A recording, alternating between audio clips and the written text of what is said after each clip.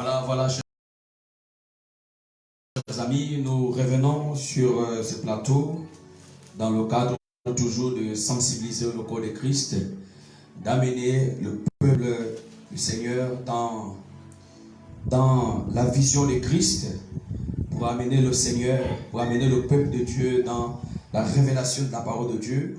Alors, comme vous le savez, par rapport à l'annonce qui a été faite hier, nous sommes sur ça, certainement notre invité a eu un contretemps, mais il est en train d'arriver, donc nous vous présentons nos excuses. Donc nous sommes là, parce que nous avons donné l'heure, nous devons le respecter. Voilà, chers amis, comme je disais tantôt, que dans ce temps de la fin, c'est important que nous acceptons Christ, c'est important que nous marchions dans la volonté du Père, au nom puissant de Jésus-Christ. Père Céleste, je te dis merci encore pour ce moment que tu as établi, ce moment que tu as choisi d'être là pour apporter quelque chose de spécial dans la vie de ton peuple, afin que ces personnes comprennent que tu es le chemin, la vérité et la vie. Seigneur, nous savons que sans toi, nous ne pouvons rien. Nous ne pouvons rien, Seigneur, si tu ne nous donnes pas la capacité d'être en accord avec ta volonté parfaite.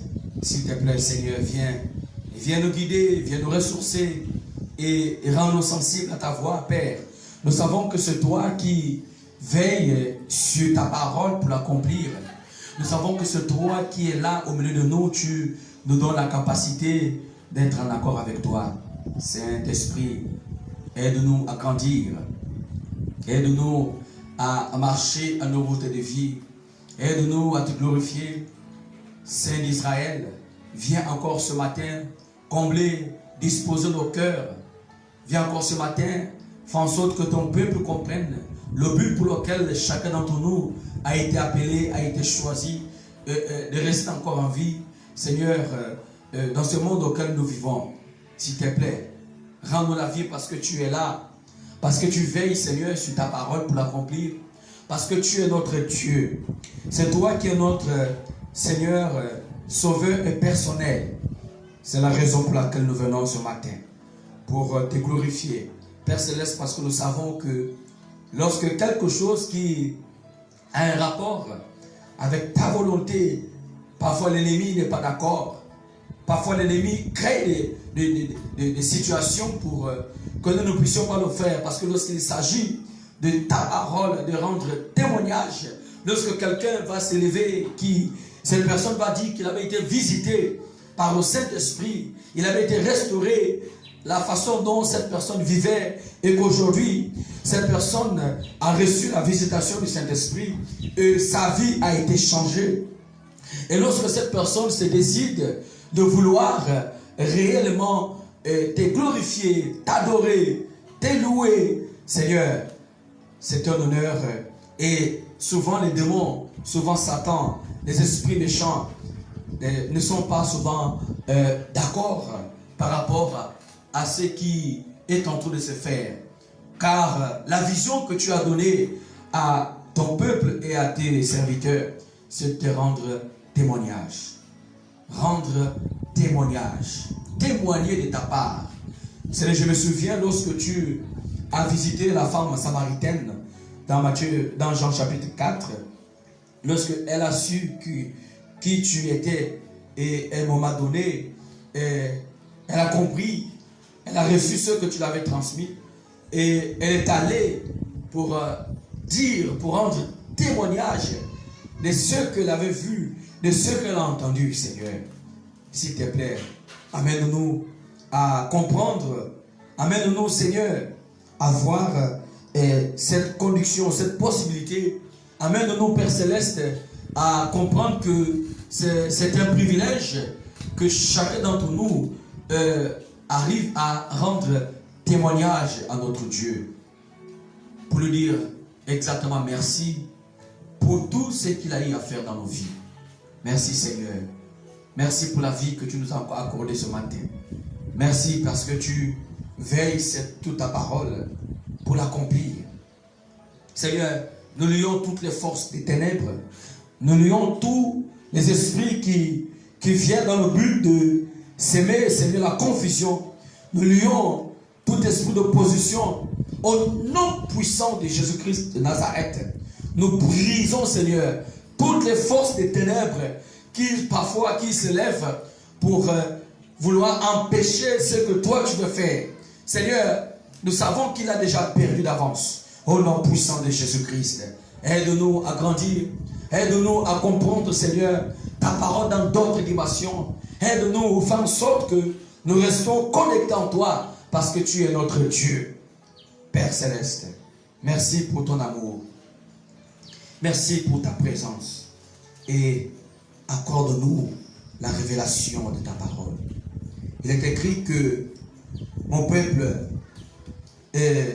qui manque de la connaissance, ton peuple qui n'a pas encore compris la compréhension du ciel, lorsque ce dernier n'a pas encore reçu la révélation, cette personne, à un moment donné, se livre entre elle-même et perd le contrôle. Et cette personne a du mal à mettre ta parole en valeur. S'il te plaît, Seigneur. Seigneur, rends-nous la vie. Parce que tu es là.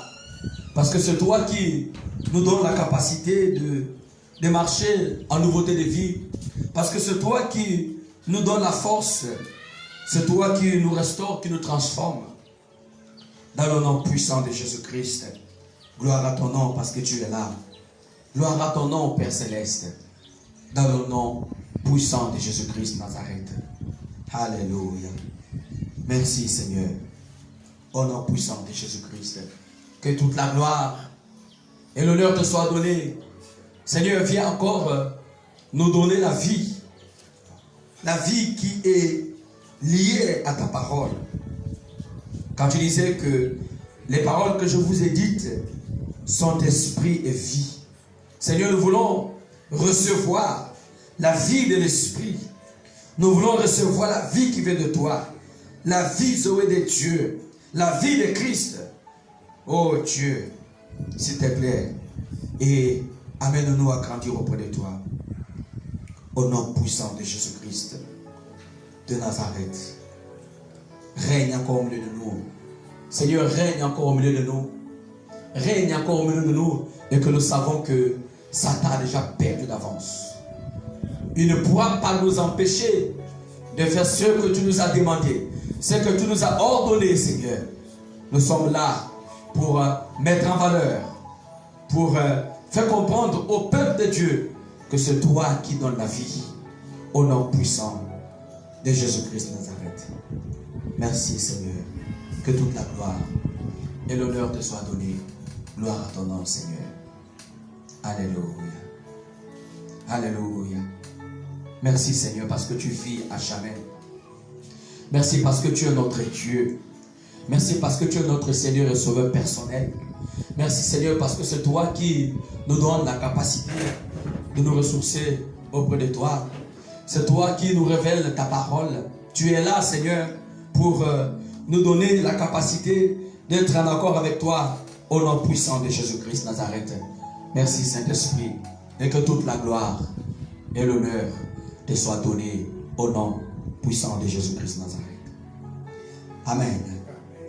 Shalom encore et comme je disais tout à l'heure, nos excuses parce que l'ennemi parfois il travaille dans ce domaine pour empêcher que ce qui doit être fait soit fait.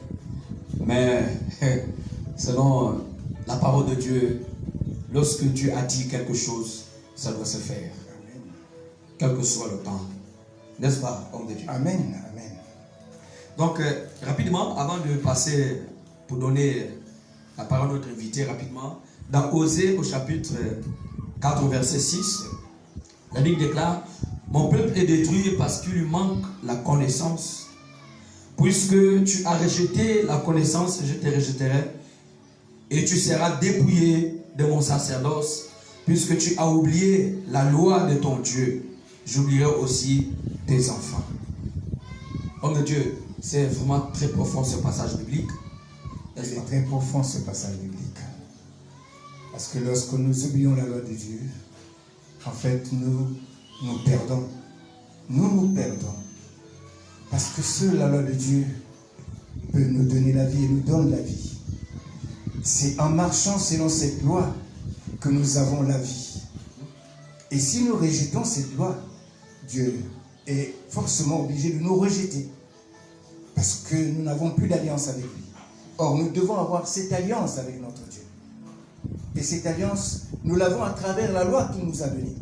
La loi qui est sa parole. Et lorsqu'il l'a proclamée, il l'accomplit toujours. Et dans nos vies, nous avons cette expérience que lorsque nous mettons en pratique la parole de Dieu, lorsque nous vivons selon la parole de Dieu, nous avons tous les bénéfices des bénédictions de Dieu. Et rejeter la loi de Dieu, c'est en fait se faire du mal à soi-même. Parce que tout ce que Dieu nous dit dans sa parole, c'est pour notre bien. Toutes les lois que Dieu nous a édictées dans sa parole, c'est pour notre bien. C'est pour notre vie, c'est pour notre salut. C'est pourquoi, frères et sœurs qui nous écoutez aujourd'hui, attachez-vous fortement à la loi de l'Éternel.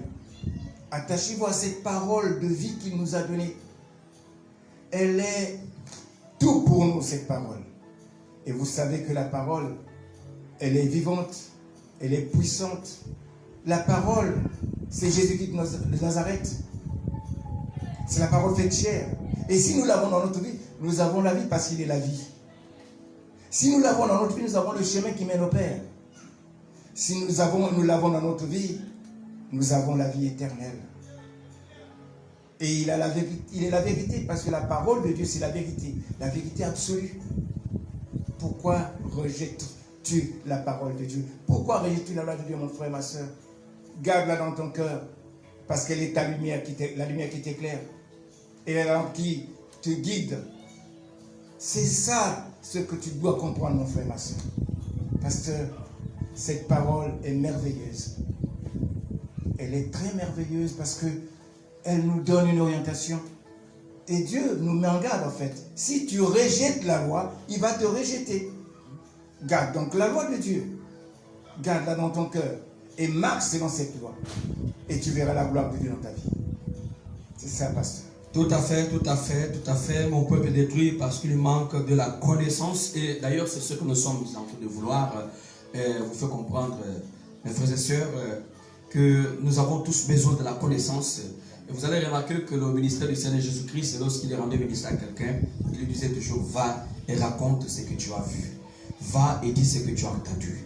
Alors, c'est pour cela aujourd'hui, notre invité ici va raconter ce que Jésus-Christ Nazareth a eu à faire dans sa vie, parce que parfois, il y a des gens qui ont du mal à comprendre ce principe, que lorsque on avait été visité par le Saint-Esprit, lorsqu'on avait été restauré par la parole de Dieu, on a l'obligation, on a le droit de témoigner.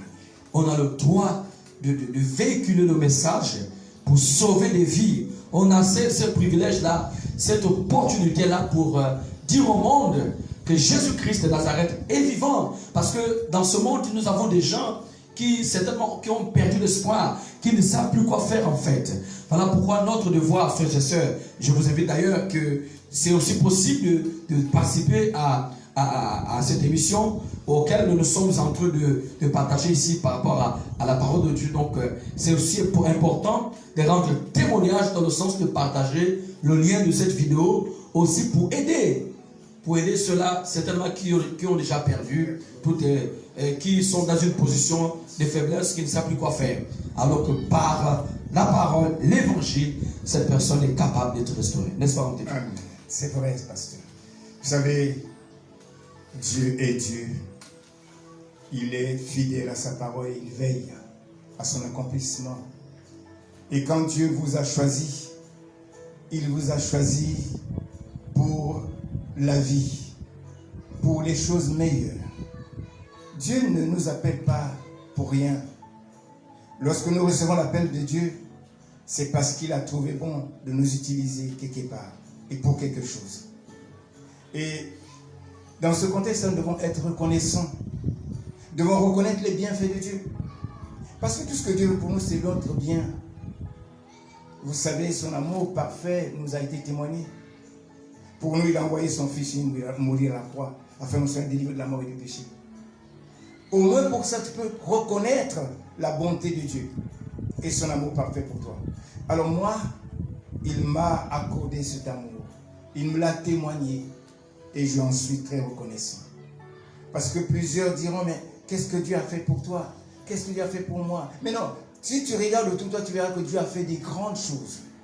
Et c'est parfois des choses que l'œil n'a point vues, que l'oreille n'a point entendues, et qui ne sont point montées au cœur de l'homme, mais qui sont des réalités spirituelles vivantes, puissantes. Chaque jour, quand tu te réveilles de ton sommeil, tu devras peut-être te poser la question, mais comment j'ai fait pour me réveiller? Alors que hier soir, quand je suis allé dormir, c'était la mort qui m'avait touché. Le sommeil est une demi-mort. Mais quand tu aurais le matin, rends grâce à Dieu, parce que tu as conservé le souffle de vie. C'est au moins une gratitude, une reconnaissance. Et si seulement tu as vécu toute la journée sans problème, le soir, quand tu entres chez toi, rends grâce à Dieu. Parce que plusieurs de tes frères, de tes soeurs sont peut-être tombés quelque part. Ils ont été touchés soit par la mort, soit par la maladie, soit par un incident qui est arrivé dans leur vie. Mais toi, Dieu t'a conservé. Rends grâce à Dieu. Sois reconnaissant. Et aujourd'hui, nous voulons témoigner cette reconnaissance à notre Dieu. Lui dire merci pour tout ce qu'il a fait. Parce que Dieu a fait des merveilles dans nos vies. Dieu fait toujours des merveilles. Parce que lorsque nous nous regardons, on n'est rien. On n'a rien. On ne peut rien sans Dieu. Tout ce que nous pouvons faire, c'est avec la volonté de Dieu. C'est avec la main de Dieu qui nous accompagne. Sinon, on ne pouvait pas. Voyez combien de fois dans ce monde on est persécuté. Voyez combien de fois l'abomination domine le monde. Combien de fois il y a des choses qu'on ne peut même plus expliquer. Mais sans Dieu, on n'est rien. On est perdu. Et pour cela, frères et sœurs, soyons reconnaissants. Si Dieu t'a gardé aujourd'hui, dis-lui merci. Parce que tu ne peux peut-être pas avoir cette grâce-là aujourd'hui. Mais Dieu te l'a donné. Et il te l'a donné parce qu'il a un plan pour toi. Garde sa parole. Marche dans sa présence et dans sa communion parfaite. Fais ce qu'il te demande de faire. Obéis à ce que Dieu te demande de faire. Tu vivras. Parce que Dieu est pour la vie. Il est venu dans ta vie pour te donner la vie. Et nous avons la vie par notre Seigneur et Sauveur Jésus-Christ de Nazareth. Aujourd'hui, je voulais témoigner, vous dire ce que Dieu a fait pour moi dans ma vie. Des grandes choses, des merveilles. Je vous dirais d'entrée de jeu que j'ai été prédestiné. Pourquoi? Parce que depuis l'âge de 7 ans, le Seigneur Jésus-Christ avait commencé à me visiter, à me montrer des choses du monde spirituel, du monde céleste. À 7 ans, 8 ans, je connaissais déjà l'enlèvement parce que le Seigneur me l'avait montré. Je connaissais l'enfer et le paradis parce que le Seigneur m'avait amené. J'ai connu beaucoup de choses et quand il me les révélait, je le disais à ma mère. Maman, voilà ce que j'ai vu. J'ai vu le Seigneur Jésus qui est venu me chercher, il m'a dit ci, il m'a dit ça. Maman me disait non, garde ça, pourtant on dit ça à quelqu'un d'autre. Il ne faut pas le dire, il faut le garder. Et je gardais ces choses secrètes. Homme de Dieu, excusez-moi, vraiment nous allons procéder d'une manière, il va arriver des moments où je serai obligé d'intervenir. Oui. Pas dans le sens de vous faire l'idée, mais pour que vous essayez un peu d'expliquer en fait, rentrer un peu plus en profondeur. Parce que c'est un sujet très très important. Lorsqu'on parle de l'enfer en fait, d'après ce que le Seigneur vous a montré, comment est-ce que vous avez vu l'enfer? Comment ça s'est passé? Est-ce que vous pouvez réellement nous expliquer? Oui, l'enfer, en fait, là où il m'a amené, c'était un trou profond où il brûlait un feu ardent, un feu puissant. Et je me souviens bien que ce jour-là, quand nous marchons, c'était un chemin très étroit sur lequel nous marchons avec le Seigneur. La première fois quand nous sommes passés, il n'y avait pas de problème. La deuxième fois quand nous passions, je suis tombé. Je criais. Et le Seigneur m'a seulement tendu la main et il m'a dit, quand tu marches, il faut regarder là où tu mets tes pieds. Il faut être attentif. Et nous sommes passés. L'enfer, ce n'est pas un lieu de plaisir. Hein? Non, mes frères et mes sœurs. Et lorsqu'on parle de l'enfer, généralement, les gens se moquent. Qu'est-ce que l'enfer? Il n'y a rien là-bas. Et plusieurs disent même qu'il n'existe pas. Justement, c'est des choses que les gens racontent. Voilà pourquoi je disais qu'il fallait préciser parce qu'il y a des gens qui ne croient pas. Oui.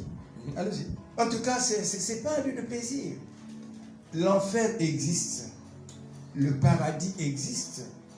Mais si le Seigneur nous a parlé de ces choses, c'est pas parce qu'il a voulu peut-être nous faire peur ou encore nous dire que non, il faut que nous le suivions. Non, c'est pas ça. C'est parce que réellement ça existe. Ça existe réellement. Et plusieurs témoignages ont montré que l'enfer existe. Plusieurs de nos frères à travers le monde ont visité l'enfer. Ils sont morts et ils sont allés à l'enfer. Mais le Seigneur les a renvoyés au monde pour lui donner le témoignage. Et quand ils arrivent, qu'ils donnent ce témoignage, plusieurs disent non, c'est des mensonges, c'est pas vrai. Mais celui qui a vécu la chose sait que c'est une réalité. Même quand on dit, on parle de l'enlèvement, plusieurs doutent, il n'y aura pas de doute. Moi, quand le Seigneur m'a montré cela, j'étais encore païen. J'étais accroché sur un arbre. Et de là, on était nombreux accrochés sur les arbres. Et là, il venait me dire, tu regarde aussi, tu vois les gens qui passent là-bas? Oui, je les vois, ils sont en robe blanche, oui. Ceux que tu vois en robe blanche là-bas, ce sont ceux qui sont sauvés. Mais toi, tu n'es pas encore sauvé. J'avais encore 7 ans. Toi, tu n'es pas encore sauvé, voilà pourquoi tu n'es pas là-bas. Et j'ai dit au Seigneur, est-ce que je peux aussi aller? Un jour, tu pourras aller là-bas. Mais je voyais des gens en robe blanche marcher au ciel. J'étais encore tout petit. Mais depuis ce temps-là, j'ai compris que j'étais vraiment appelé. Vous savez, quand vous êtes dans cette dispensation-là, l'ennemi vous fait passer par des chemins où il veut que vous perdiez le chemin de Dieu. Et puis, effectivement, il m'a amené partout, dans des chemins bizarres. J'ai fait trop de choses bizarres, en tout cas des choses abominables. Je n'ai pas tué quelqu'un, c'est vrai, mais j'ai fait des choses qui n'honoraient pas Dieu. Jusqu'au jour où il m'a rattrapé pour me ramener sur le droit chemin. Vous savez, c'est des choses que, généralement, quand on les parle, quand on les dit aux gens, on dit, ah, vous aimez raconter, vous les chrétiens, vous aimez raconter des choses. Oui, parce que... Vraiment, vous allez souffrir avec moi aujourd'hui parce que... En tout cas, je suis à votre disposition. Ok, j'aimerais en fait, parce qu'il y a des gens qui sont dans certaines situations, en fait, je vais dire dans le monde, il y a des gens qui sont dans la fornication, l'adultère, qui boivent. Bon, peut-être que ces personnes, c'est vrai que parfois ils ont, aujourd'hui, ils se sont convertis et ces personnes ont donné leur vie à Christ. Maintenant, il y a d'autres parfois qui ont du mal en fait parfois à raconter, à relater un peu ce que la personne faisait en fait. Parce que quand on te dit que quelqu'un faisait des mauvaises choses, c'est trop vague en fait. Est-ce que c'est possible en fait d'essayer un peu de dire, oh, je fais ça, je fais ça, je fais ça, je fais ça, ou soit je buvais ou je prenais de la drogue, quelque chose comme ça en fait. En tout cas. Donc on essaie un peu d'aller un peu petit à petit, pas à pas. Merci. En tout cas, il n'y a pas de honte, surtout quand on a été délivré. Quand on a été libéré de la prison de l'ennemi, il n'y a pas de honte à raconter ce que Dieu a fait pour nous. Non. Moi, au collège, à l'école primaire, je ne buvais pas. Mais quand je suis arrivé à l'université, j'ai eu un grand frère qui vivait avec moi ensemble et qui aimait boire. Et quand on avait notre bourse, ben, on allait boire. Il me dit, bon, on va sortir. Et quand on va là-bas, c'est pour boire. Et après, je me suis donné, je me suis donné à l'alcool. Et toutes les vacances, je devais être là avec des grands frères pour boire. Et parfois, je rentrais tard à la maison. Je rentrais tard. Et puis, j'étais quelqu'un qui aimait trop les femmes. Ça, je vous assure que je bénis l'Éternel parce que je ne peux pas rester dans une ville avec une seule copine. Je dois avoir 7 copines. Et je savais comment manipuler ces filles-là. Je dis, toi, tu as le rendez-vous pour lundi, l'autre c'est pour mercredi, l'autre c'est... Et j'avais des raisons, hein. J'avais des raisons. Je viens te dire, non, chérie, s'il te plaît, toi, je serai à l'école, je serai à l'université de telle heure à telle heure, tel jour, je ne serai pas à la maison, ben, tu peux venir tel jour, tel autre jour. Et c'est comme ça que... Attendez un peu, homme de Dieu. Attendez un peu, homme de Dieu. Oui. C'est cette femme-là auquel tu avais, en fait... Enfin, comment tu faisais? Parce que 7, c'est trop, c'est fort. Il y a d'autres, même peut-être que 12, 15, 20, peu importe. Mais comment tu arrivais à gérer ces 7 femmes-là? Mais j'utilisais sans pourtant que l'une d'elles se raconte, je ne sais pas. En tout cas, j'usais de mensonges. J'usais de mensonges. Qu'est-ce que je faisais? Je sais que j'ai rendez-vous avec un tel. Je vais la voir mardi. Dimanche, je passe chez elle, lui dis, mardi, je serai au cours jusqu'à telle heure. Donc, je n'aurai pas le temps d'être à la maison. Ne viens pas à la maison. Je vais sortir là, j'irai voir une autre. Et je lui dis, je fais le programme comme ça parce que je sais qu'avec l'autre, avec l'une d'elles, j'ai rendez-vous. je vais dire à celle-là, tu viens tel jour, mais aux autres, je dis, je ne serai pas. Il n'y avait pas de téléphone, hein. C'est seulement se déplacer, aller voir directement, parce que avec quel moyen il fallait communiquer? Il fallait seulement communiquer directement. Je viens te voir, je te dis, bon voilà, j'ai tel problème, je ne serai pas là, je serai à tel lieu. Et c'est fini, tu ne viendras pas à la maison. Et c'est comme ça que je manageais. Mais vous savez, ces choses-là, on les fait parce qu'on est poussé par une puissance extérieure. C'est la vérité. Parce que on ne peut pas justifier qu'un homme ait 4, 5, 7 amis dans une année et dans une ville et s'en sortir comme ça. Il y avait des moments où il pouvait y avoir des surprises. Mais quand ces surprises arrivaient, j'avais toujours une manière de les résoudre. Hein. En tout cas, je trouvais toujours des astuces. J'ai appris des astuces pour... Non, vous savez, l'ennemi nous donne une ruse terrible dans certaines situations. Quand tu sais que tu es en danger, tu sais ce qu'il faut faire. Mais généralement, c'est le mensonge qu'on utilise. C'est le mensonge. Mais c'était une vie de débauche. Une vie de débauche à outrance. Parce qu'après, même mon frère qui était avec moi, mon grand frère chez qui je vivais, il était étonné. Comment tu fais? Et même dans le quartier, il y avait un vieux qui venait me voir et me dit, petit, tu fais comment? Certainement que tu dois avoir un fétiche. Parce que tous les jours, tu vois passer avec une femme ici. Il y a des belles femmes. Tu fais comment? Il dit non, grand, je n'ai pas de fétiche. C'est simplement ma parole, ma manière de parler. C'est tout ce qui fait que j'ai des filles comme ça. Non, il était étonné. Mais, tu sais, vous savez qu'en ce moment-là, hein, on se dit qu'on est grand, on est vraiment un beau garçon, donc voilà pourquoi les filles nous suivent. Mais on ne savait pas qu'on était en train de s'embourber dans la boue du péché. Parce qu'on n'avait pas de Christ dans la vie. Je n'allais pas à l'église. C'était un dimanche en passant qu'on pouvait aller à l'église catholique. Parce que papa et maman sont là-bas, c'est un jour le dimanche, bon, on peut leur faire plaisir d'aller là-bas. Mais après, on revenait dans la même vie. Une vie de débauche, une vie de souillure. C'était comme ça tous les jours. Mais quand la voix de Dieu a sonné dans le cœur, on a pris ses responsabilités pour dire, c'est pas la bonne vie. Et Dieu nous montrait toutefois, ça c'est pas bon, ça c'est pas bon. Mais on s'entêtait à faire. Mais avec le temps, il dit, il faut arrêter parce que sinon, qu'est-ce qui a fait que j'arrête? J'ai une amie qui était avec moi. Elle vient me voir. Elle me dit qu'elle va voyager, elle va en Europe. Je dis, ok, d'accord. Elle avait eu le bac et elle allait continuer ses études en Europe. Et quand nous nous séparons, en tout cas, je ne sais pas ce qui s'est passé. Quelques temps plus tard, quelqu'un me dit, mais il y a eu des étudiants qui sont allés en Europe, mais il y a parmi eux 7 étudiants qui sont atteints de VIH-Sida. Et moi, je me dis, ce n'est pas mon problème. Et quelques temps plus tard, la fille là est revenue. Et quand elle revient, elle vient me visiter, mais le jour où elle vient à la maison, elle était parmi celles qui étaient atteintes de VIH. Parce qu'on les avait renvoyées. Quand elle vient à la maison, moi je ne suis pas là. Je suis sorti, j'étais parti faire, je ne sais pas, légaliser l'acte de naissance à la mairie. Et quand je sors, elle remplace, elle trouve ma petite soeur. Elle me demande, mais Rodolphe est où? Je dis non, il était là, il est sorti. Ah.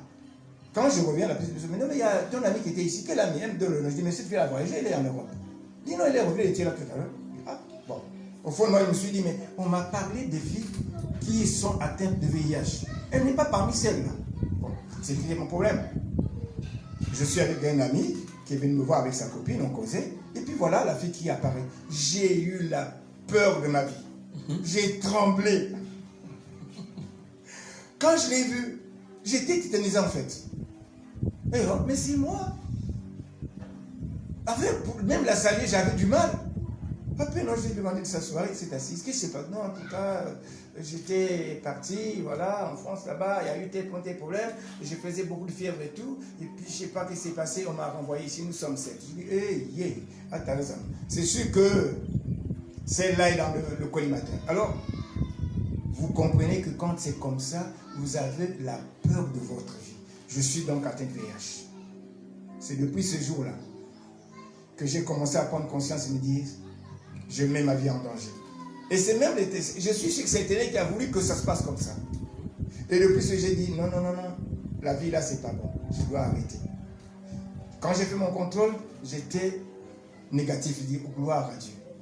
Et depuis ce jour-là, j'ai commencé à arranger ma vie. Parce que vous savez, à l'époque, quand le VIH a été découvert, en tout cas, ça faisait tellement peur que non, on ne pouvait pas.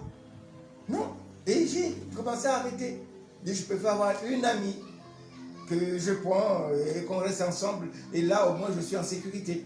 Mais, bien qu'on n'avait pas cette sécurité, c'est vrai, mais au moins, on avait le contrôle. C'était mieux que d'être dispersé par-ci, par-là. On ne sait pas là où on peut rencontrer le mal. Et l'ennemi, certainement, a voulu nous détruire dans ces situations-là. Même gloire soit rendue à l'Éternel qui nous a protégés. Vraiment. C'est ça le problème. Et ce n'est pas une bonne vie. Mon frère, si tu es dans cette vie-là, arrête. Parce que tu te diras toujours que non, tu es un beau garçon, tu es galant, tu es ci, tu es ça. Voilà pourquoi les femmes te suivent. C'est normal. Mais il y a une conséquence. Il y a une conséquence à venir. Donc, réfléchis. Entends toi-même, fais une introspection et vois si seulement ta vie est conforme à la volonté de Dieu. Je sais que tu es parfois chrétien, tu peux être dans une église où tu persévères bien, mais ce problème-là te poursuit toujours. Et donc, il faut chercher à arrêter. Demande l'aide du Seigneur pour qu'il t'accompagne et que tu arrêtes toutes ces choses. Moi, je l'ai fait comme ça. Mais malgré tout ça, il y a toujours des moments où on te rappelle ça. Mais tu étais comme ça. Mais il y a une voix qui te dit, mais regarde cette belle fille. Tu la regardes avec beaucoup d'admiration et tout. Mais il y a une pensée qui dit, mais tu as péché quand tu as regardé comme ça.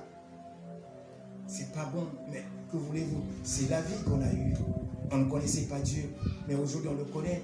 On essaie de faire un effort ou de s'efforcer en fait tous les jours d'être à la hauteur de la situation parce que tous les jours, on est tenté. Tous les jours, on est persécuté. Tous les jours, on est mis devant des faits qui peuvent nous pousser à pécher. Mais on peut s'affermir lorsqu'on a Christ dans sa vie. C'est ça la vérité. Oui, pasteur. Oui, homme de Dieu, je sais que j'ai une toute petite partie de votre parcours en ce qui concerne non seulement le domaine physique, au cas de, je veux dire, la santé, la maladie haute, mais aussi le domaine professionnel parce que je sais bien que une fois, il y avait un temps où vous étiez dans des situations un peu compliquées en ce qui concerne le domaine professionnel. Est-ce que vous avez quelque chose à dire à nos frères et sœurs, certainement qui, j'ai beaucoup de choses à dire. Qui vivent dans cette situation-là? J'ai beaucoup de choses à dire au plan professionnel. Vous savez, j'ai fait mes études universitaires et quand j'ai terminé avec ma maîtrise en droit, j'ai tenté tous les concours. Mais malheureusement, je n'étais pas idiot. J'ai des collègues aujourd'hui qui ne m'ont jamais oublié parce que j'étais brillant à l'école, très brillant à l'école, même à l'université. J'ai des gens qui sont, des frères qui sont des magistrats, des administrateurs et autres. Dans le groupe de travaux dirigés à l'université, on m'appelait le ministre du plan parce que c'était mes plans que tous mes collègues prenaient. Quand il y avait un exposé, eh ben, je faisais ce qui était mieux que tous. Et ils m'ont surnommé ministre du plan. Mais quand je faisais des concours et tout, je ne réussissais pas. Mais je me demandais pourquoi, mais je suis intelligent, les autres m'apprécient, je fais tout bien, mais qu'est-ce qui se passe réellement? Mais il y avait une main noire qui m'accompagnait.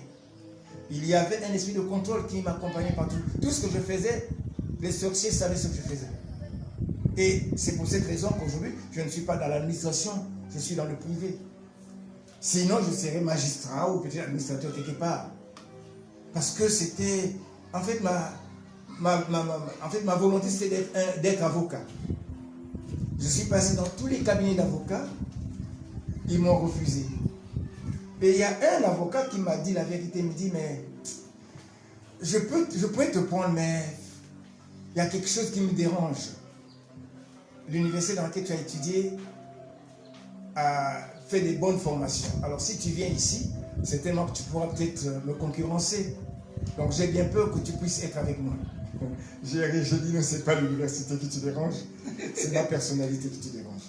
Et puis je suis pas allé. Après là, j'avais arrêté toutes les démarches que je faisais et j'ai continué à chercher. Et c'est en ce moment-là que j'ai découvert le véritable Dieu. Quand j'ai commencé à prier, Dieu m'a envoyé dans une église internationale. Et là-bas, je devais être administrateur. On m'a demandé d'être pasteur. J'ai dit non, je ne peux pas être pasteur. L'évêque qui était m'a dit non, tu restes administrateur. Et on va te payer un salaire. Je dis ok, c'est bon, je suis resté là. J'ai fait pratiquement 12 ans. Mais là-bas, ce n'était pas vraiment ça parce que je me sentais vide au fond de moi. Au-delà de moi, je sentais un vide. Je voulais à tout prix avoir, enfin être rempli. Mais être rempli de quoi? Du Saint-Esprit. Parce que je ne le trouvais pas là où j'étais. C'était une grande église, c'est vrai. Mais c'était compliqué. Je suis resté au chômage pendant longtemps. Et quand je suis arrivé là-bas, que j'avais un petit salaire, je me disais, mais Seigneur, je savais que je suis payé, je suis logé. Mais je sens toujours un vide au fond de moi. Il y a quelque chose qui se passe, je ne sais pas. J'étais un fervent serviteur de Dieu dans cette église. En fait, tout tournait autour de moi, quoi, surtout quand il s'agissait de voir ceux qui étaient du service. Et même dans certaines délivrances, c'est moi qu'on t'appelait quand c'était difficile. Viens, prends celui-là. Parce qu'il savait le zèle que j'avais pour l'œuvre de Dieu dans cette église. Mais je sentais toujours quelque chose qui manquait en moi. Et j'ai passé 12 ans comme ça. Et puis, bon, un jour, un frère est venu me visiter, là où j'étais, là où tu es logé. Quand il arrive, lui et moi, on a passé la journée, on a mangé. À 15 h, on est allé au temple. Et quand on arrive au temple, lorsqu'on était en train de prier, mais je l'entendais prier dans une langue que je ne connaissais pas. C'était mon petit frère. Mais je dis, mais lui là, il a eu la langue là où je ne l'ai jamais vu prier. Mais entre-temps, j'ai eu un frère, un de mes frères, qui m'invitait. Il m'a dit, tu es dans une grande église. Viens, je vais t'enseigner la parole. Je lui dis, mais tu n'as pas une église. Tu n'es pas pasteur. Mais comment vas-tu m'enseigner la parole? Il me dit, non, il faut venir, je vais t'enseigner. Pendant 3 ans, j'ai résisté. J'ai dit, non, je ne viendrai pas. Il n'a pas d'église, il n'a rien. Quelle parole il va m'enseigner? Effectivement, le petit frère qui vient me visiter ce jour-là, il l'a appelé, et quand il est arrivé, il a enseigné et il lui a baptisé du Saint-Esprit. Et quand il vient me dire, mais moi je parle en langue parce que le grand frère t'avait appelé, et toi tu avais dit non. Depuis 3 ans, il t'appelle, tu dis non, tu ne peux pas venir parce qu'il n'y a pas d'église. Il dit, c'est lui qui t'a donné ça? Oui, c'est lui. Ok, je viendrai le voir dimanche. Et ce dimanche-là, j'ai décidé d'aller le voir. Quand j'arrive, comme il avait déjà formé, je crois, une dizaine de personnes, il y avait déjà 10 personnes, il dit, bon, on va commencer une église. Et quand j'arrive, c'est à un salon qu'on se retrouve, avec cette dizaine de personnes, et puis il y a un culte qu'on célèbre. Au cours de l'enseignement qui passait, en fait, le Saint-Esprit s'adressait à moi. J'ai pleuré comme un enfant. J'ai vraiment pleuré. Et puis il me dit, mais puis finalement, donc là où je suis à la mort, et ici, il y a la vie. Moi, je me contente de rester à la mort. Et vous savez, quand on est dans ces situations-là, on a de l'orgueil. Moi, je suis dans une grande église, je suis dans une église internationale, je suis ici. C'est de l'orgueil qui n'a rien à voir avec la vie. Et je me suis rendu compte ce jour-là que j'étais dans la mort éternelle. La vie était dans ce salon-là. Après le que j'ai dit au frère qui était dit, mais il n'était pas encore pasteur, il n'était même pas encore docteur. Je lui ai posé la question, Marcel, est-ce que tu peux m'enseigner cette parole? Il m'a dit, mais depuis 3 ans, je t'invite, tu as refusé. Mais comme tu as pris la décision de venir, c'est bon. Mais je ne peux pas t'enseigner aujourd'hui. Il fallait que j'attende 2 ou 3 personnes, et avec toi, on pourra faire un séminaire pour ça. Mais j'étais vraiment, je me sentais malade. Parce que je dis, non, Marcel, il faut le faire déjà parce que j'ai envie d'appartenir à Christ maintenant. Là. Il me dit, non, reste tranquille. Au moins une semaine après, la deuxième semaine, on a réuni les gens qui devaient être avec moi et on a suivi ce séminaire. À la fin du séminaire, j'ai été baptisé du Saint-Esprit. Et quand j'ai reçu le Saint-Esprit, il y a eu une évidence, la Pentecôte s'était manifestée, c'était de parler en langue, et ce parlant, c'était une langue chinoise que je devais parler. Et la délivrance s'est passée là. Je sentais, j'entendais un cri d'aigle dans ma tête. L'aigle qui criait dans ma tête. J'avais un vertige que je n'ai jamais eu. Quand ça me prenait, je voyais tout se renverser. Et je l'appelais Marcel, mais voilà, je ne sais pas, j'ai un vertige. Il dit non, c'est la délivrance qui a commencé. Reste tranquille, continue de prier. Et c'est comme ça que j'ai persévéré. Je sais que le cri de l'aigle a disparu, les vertiges ont disparu. Et puis je me suis mis dans le monde du Seigneur Jésus-Christ. Et j'ai commencé à persévérer. En tout cas, c'est avec un zèle vraiment que je me suis mis dans ce travail-là au point où ça suscitait même des jalousies. Même dans la maison de l'Éternel. Vous comprenez que Quand tu as Christ dans ta vie, en tout cas, tu as tout. Mon cas, moi, mon témoignage que je vous donne aujourd'hui, c'est pour vous édifier en fait. Quand j'ai connu le véritable Christ, quand j'ai reçu le Saint-Esprit de Dieu dans ma vie, je demandais à Dieu ce que je voulais Dieu me donner. J'ai dit au Seigneur, maintenant que je suis né de nouveau, je vais quitter là où je suis, dans l'église où j'étais. Je vais aller m'asseoir pour te servir pendant 2 ans. Effectivement, j'ai dit au Seigneur, Seigneur, de mettre dans la table du pasteur responsable de cette église où j'étais, de me faire partir de son église. C'est moi qui ai demandé au Seigneur Jésus. Il dit, Seigneur, il fallait que lui-même prenne la décision de dire, tu vas sortir d'ici et tu pars. Effectivement, ça s'est passé une semaine après. Il m'appelle pour me dire, ben, en tout cas, on n'a plus besoin de tes services, ben, tu peux nous libérer maintenant. On va calculer tes droits et puis tu vas partir. Gloire à mon Dieu, gloire au Seigneur. J'étais tellement content parce que j'étais libéré. Et quand on m'a fait mon solde de tout compte, je suis allé dans cette église-là, la petite église qu'on commençait là. Et je suis resté là-bas pendant 2 ans en train de servir le Seigneur. Et quand je suis arrivé 2 ans, j'ai dit au Seigneur, Seigneur, j'ai passé 2 ans à ton service. Je ne faisais rien d'autre que te servir. J'ai besoin du travail parce que j'ai une famille, j'ai besoin du travail. Donne-moi un travail. Si tu me donnes ce travail-là, un travail lucratif et bien rémunéré, je t'apporterai mon premier salaire complet du mois. J'ai fait un vœu à l'Éternel. Et puis je suis resté là. Quelques semaines plus tard, l'Éternel me dit, va voir un certain Carlos. Je ne le connais pas. Mais le frère qui était venu, qui m'a apporté mon appel, travaillait quelque part, dans la zone économique. Je l'ai dû pour la question de mais je ne connais pas. Dieu m'a parlé d'un certain Carlos. Je crois qu'il doit être chef d'entreprise. Tu ne connais pas quelqu'un là-bas où tu travailles qui s'appelle comme ça? Il dit, mais non, mais c'est mon directeur. Je dis, oh, gloire à Dieu. Tu peux m'amener le voir? Il me dit, mais il n'y a pas de problème. Prépare-toi lundi, je vais t'amener le voir. Je n'ai pas un dossier. Je n'ai rien sur moi. Le lundi, je me lève, je pars le voir. On arrive, il me dit, non, Carlos, c'est celui qui est debout là-bas. Et je vais le voir, bonjour, monsieur Carlos, bonjour. Mais moi, je suis venu chercher du travail. Je n'ai pas eu de discours. Il dit, oui, bon, tu attends, bon, mais tu reviens la semaine prochaine. Il dit, ok. Je repars à la maison, je fléchis, je dis, Seigneur, il a dit, je reviens la semaine prochaine. Je sais que tout est déjà accompli. J'ai continué à servir mon Dieu. Je crois 4 jours après, il me dit, va voir Carlos. Ah. Je dis, ok Seigneur, j'irai. Le lendemain matin, je me suis levé, je suis allé voir Carlos. Je dis, mais c'est moi le jeune homme, j'étais pas encore vieux comme je suis. Hein? C'est moi le jeune homme que vous avez reçu la semaine dernière, à qui vous avez dit de revenir cette semaine pour vous voir. Ah d'accord, viens avec moi. Il m'a pris par la main, il m'a amené au bureau. Et là-bas, il y avait un directeur des ressources humaines et beaucoup de, je crois, un administrateur et autres, et un comptable. Il a dit, ben, vous recevez ce jeune homme ici, parce qu'il va travailler avec vous. Vous le gardez ici, vous lui donnez du travail. Et il m'a dit, entre et tu t'assois. Je suis allé m'asseoir, on m'a donné une chaise, je suis allé m'asseoir. Je suis resté là aussi. Toute la journée, je ne faisais rien. Le soir, j'ai pris le bus, je suis rentré à la maison. Le lendemain, je suis venu. Et le chef, le directeur du personnel qui était dit, non, moi, on ne m'a pas envoyé ici pour apprendre du travail aux gens. Hein. En tout cas, je n'ai qu'au foot. Je suis là tranquille. Au fond de moi, je me disais, mais tu ne sais pas ce qui m'a envoyé ici. Si tu le connaissais, tu ne pouvais pas dire ce que tu dis là. Moi, je connaissais bien la gestion des ressources humaines. Je suis là tranquille. Une semaine après, c'est la fin du mois, on paye les salaires. On m'a donné 100 000 francs. J'ai dit au Seigneur, 100 000 francs, ce n'est pas mon salaire. C'est de l'argent qu'on m'a donné pour le taxi. Je ne peux pas te donner 100 000 francs. Non, non, non. J'ai dit mon salaire complet du mois. Donc, je commence du 1er jusqu'à la fin du mois. Et le salaire que je vais recevoir, je te l'apporterai.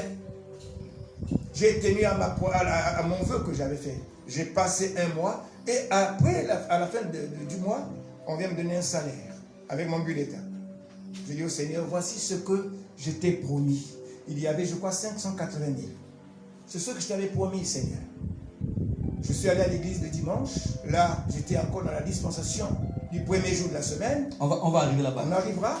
Et je suis allé à l'église, j'ai pris le micro, j'ai parlé, j'ai fait un vœu à l'Éternel que je devais lui apporter tout mon salaire complet du mois. Ici, c'est mon salaire et mon bulletin. Je retire mon bulletin et ça, c'est pour l'Éternel parce que c'est un vœu que j'ai fait à mon Dieu. J'ai déposé les 580 000. Et je suis allé m'asseoir. Le pasteur a prié pour moi et puis je suis resté là.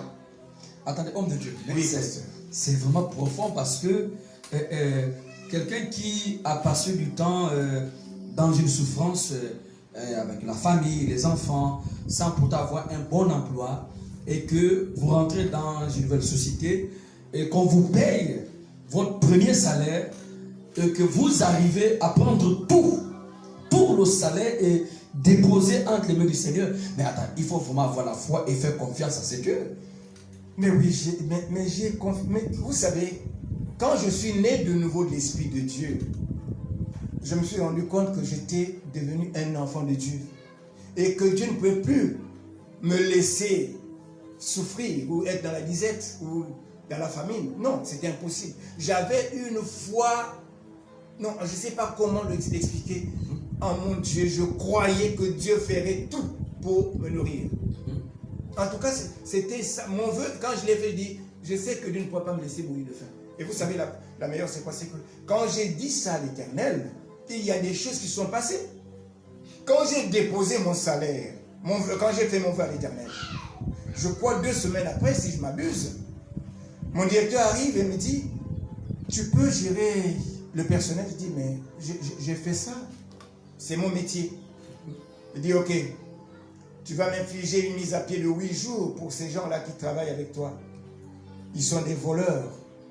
Ils trompent l'entreprise ici. Ils ont des magouilles qu'ils font. Alors j'ai découvert, ils doivent partir. Alors, une mise à pied de 8 jours. J'ai fait la mise à pied. 8 jours. Quand ils sont partis, ils reviennent. C'est le licenciement direct. Et quand ils partent, je suis élevé directeur des ressources humaines. Vous comprenez que lorsqu'on fait un vœu à l'Éternel et qu'on l'accomplit, l'Éternel ne vous abandonne pas. Non, c'est mon témoignage, je le dis toujours à tout le monde. Parce que les gens dans les églises, ils font des vœux et ils les accomplissent. Et même quand ils les accomplissent, ça ne donne rien. Pourquoi? Parce qu'on ne le fait pas avec le véritable Dieu et avec bon cœur. C'est ça le problème. Dieu réagit. Quand vous avez fait un vœu que vous l'avez accompli, Dieu réagit aussitôt. Je suis un témoignage, moi. Je suis élevé directeur des ressources humaines. Et j'ai continué à travailler comme ça pendant 2 ans. Mais à un moment donné, on n'a plus de fonds. L'entreprise a cessé l'activité et on est sorti de là où on était. On est allé dans un autre bureau. Là-bas, il n'y a pas d'argent à la fin du mois. Mais j'ai continué de travailler. Pourquoi? J'ai dit à l'Éternel, c'est le travail que tu m'as donné. Je ne peux pas arrêter parce que les autres ont arrêté. J'étais le seul qui continuait à travailler. Et je priais, mon Dieu. Je disais, Seigneur, je ne peux pas être là tous les jours et ne pas avoir de quoi manger. Mais malgré cela, il n'y avait pas de salaire. Mais tous les jours, j'avais la nourriture à la maison. On a fait 4 mois. Il n'y avait pas de travail, il n'y avait pas de salaire. Mais moi, j'étais là tous les jours. Même parfois, à des heures, un Dieu m'appelait. Au bureau, il y a un problème. Je prenais mon taxi, j'allais en ville, aller réparer ce qu'il y a à faire. Je revenais. Après 4 mois, mon directeur me faisait confiance. Il savait que je priais. Quand on avait un dossier à déposer, il venait nous voir, plus sur ce dossier-là. Je priais sur le dossier. Et on allait déposer. Je disais à l'Éternel, je ne peux pas sortir d'ici dans cette situation-là où il n'y a pas de salaire, il n'y a rien. Je sortirai d'ici quand il y aura de l'argent. Effectivement, un des dossiers qu'on a déposé, on a eu un marché d'une valeur de 1,7 milliard. Wow. Et on nous a donné une première tranche de 450 millions. J'ai dit à l'Éternel, voilà, c'est ce que je cherchais. Je lui ai rendu grâce. On m'a payé une partie de mes arriérés et mon salaire du mois. Et on a continué. Mais vous savez, il y a des chefs d'entreprise qui gèrent mal leurs entreprises. Quand ils ont de l'argent, ils deviennent fous. Le patron a fait ce qu'il a voulu faire avec son argent. Et on a commencé les travaux, mais malheureusement, après un moment donné, ça s'est arrêté. Et le partenaire avec qui on travaillait ne peut plus nous donner la subvention. Et on est resté encore, je crois, 2 mois. Mais moi, je continuais toujours de prier, pas de dire, Seigneur, je ne sortirai pas d'ici si je n'ai pas de l'argent. Je ne peux pas. Et Dieu m'exauçait toujours. Quelques 2 mois après, on nous donne encore une autre subvention de 250 millions. J'ai dit à l'Éternel, c'est maintenant le temps où je dois sortir d'ici. Mon directeur doit faire une lettre de licenciement parce que moi, je pars me reposer et travailler pour l'œuvre du Seigneur. Je suis à la maison le 31 décembre 2012. On m'avait déjà donné, non, je crois une semaine avant, on m'apporte une lettre de fin de contrat. Et quand on me la présente, j'ouvre la lettre, l'enveloppe, je prends la lettre, je lis. Ben, nous sommes désolés de vous informer que votre contrat prend fin telle date et pendant tel nombre de jours, vous travaillez votre préavis. Quand j'ai lu la lettre, j'ai crié dans le bureau. Gloire à l'Éternel, gloire à mon Dieu, gloire à l'Éternel. Le directeur passe et me dit, qu'est-ce qui se passe? Gloire à Dieu. Il me dit, mais il est fou ce garçon-là. Qu'est-ce qui se passe? Là, c'est lui, il a lu la lettre, et puis il est en train de crier comme ça. Après, il m'appelle, mais tu perds le travail, et puis tu cries gloire à ton Dieu. Je dis oui. Je crie gloire à mon Dieu parce que je sais ce que mon Dieu fait pour moi. C'est lui qui a voulu que ça se passe comme ça. Je dis, mais vous les chrétiens là, mais vous êtes drôles. C'est pas possible. Comment tu perds le travail, tu as une famille, et puis tu cries comme ça? Je dis oui, je dois crier, je dois rendre gloire et grâce à mon Dieu. Effectivement, j'étais serein, j'étais tranquille. Homme de Dieu, oui, parce homme de Dieu, je vous ai dit que nous allons travailler ensemble. Regardez un peu, qu'est-ce que vous pouvez dire à nos frères et sœurs, peut-être qui se retrouvent maintenant en fait dans cette situation où chacune d'elles a perdu un emploi. Quel est le conseil en fait que vous pouvez s'éteindre? Peut-être que la personne n'a pas compris pourquoi il y a eu, on va dire, ces temps de blocage. Pourquoi? Peut-être que vous dites, mais je suis chrétienne, je suis né de nouveau, je prie le Seigneur, je marche dans la sainte doctrine, mais qu'est-ce qui m'arrive? Pourquoi je perds le travail? Pourquoi je suis, pourquoi je suis... En fait, quel est le conseil que vous pouvez donner à ces personnes-là? Le conseil, il est simple. Vous savez, lorsqu'on est en Christ, lorsqu'on est de Dieu, on obéit à la voix de l'Éternel qui nous parle chaque jour. Je prends d'abord, je reviens sur le temps de chômage ou le temps de dizaine qu'on a eu dans l'entreprise. Si j'étais du monde, j'aurais arrêté comme les autres. Mais moi, je savais que c'est Dieu qui m'a donné ce travail-là. Et Dieu ne pouvait pas me laisser dans une situation de précarité et continuelle. Non, ça devait changer. J'avais cette espérance que Dieu va changer les choses. Et les choses ont changé. Mais, vous savez, j'ai scellé cette alliance avec Dieu à travers le sacrifice que j'avais fait. Le vœu que j'avais fait, l'Éternel que j'avais accompli, c'était là ce qui a scellé l'alliance avec Dieu au plan professionnel. Oui. Je ne peux pas manquer. Je vous assure que avec Dieu au plan professionnel, je ne me tracasse pas. Je parle avec l'Éternel, je dis Seigneur, je veux faire ci, je veux faire ça. Accompagne-moi, il accomplit. Je vais vous donner un témoignage. On connaît le témoignage, vous comprendrez. Le conseil que je peux donner à ceux qui sont dans cette situation, c'est d'abord d'avoir confiance en l'Éternel notre Dieu. C'est d'abord la confiance. Et croire qu'il est Dieu. Et Dieu ne ment point. Il est fidèle à sa parole. Il veille sur cette parole tous les jours. Et donc, quand il t'a dit, mon fils, fais ci, fais ça, accompli. En toi, obéis, fais. Moi, j'ai fait ça, j'ai cette expérience. Quand je perds le travail, je vais à la maison. Je dis, Seigneur, bon, c'est vrai que travailler c'est bien, mais je voudrais d'abord te servir. Et je me suis encore mis au travail. Et j'ai dit à l'Éternel, je veux te servir. Après quelque temps, il y a eu la persécution à l'église. Dans l'église même, j'étais persécuté. À cause du zèle que j'avais pour l'œuvre de Dieu.